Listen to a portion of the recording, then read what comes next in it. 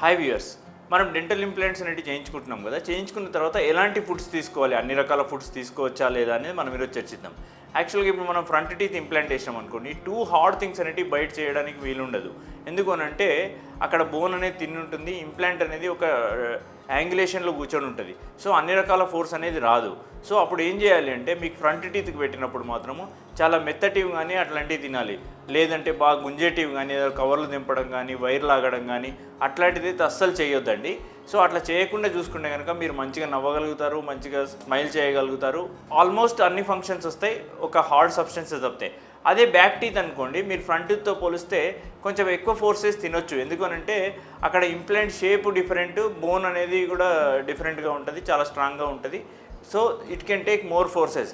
అట్లని మనం విపరీతంగా బోన్స్ కానీ మరి హార్డ్ నట్స్ కానీ అట్లాంటివి తినడం కూడా కరెక్ట్ కాదు. ఎందుకంటే this is the replacement for the natural teeth. So almost all 95% of natural teeth work అనేది వస్తుందండి. సో ప్లస్ ఇంకోటి ఏమవుతుంది అంటే, న్యాచురల్ టీత్కి ఒక షాక్ అబ్జార్బర్ లాంటి ఫంక్షన్ ఉంటుంది. అంటే హెవీ ఫోర్స్ పడ్డప్పుడు దానికి ఉన్న పెరిడోంటల్ లిగమెంట్ అనేది ఇది సపోర్ట్ చేస్తుంది. ఇంప్లాంట్కి అది ఉండదు కాబట్టి టూ హెవీ ఫోర్సెస్ అనేది వేయొద్దు. Thank you. నేను doctor Charan Kumar from Meridian Dental hospitals.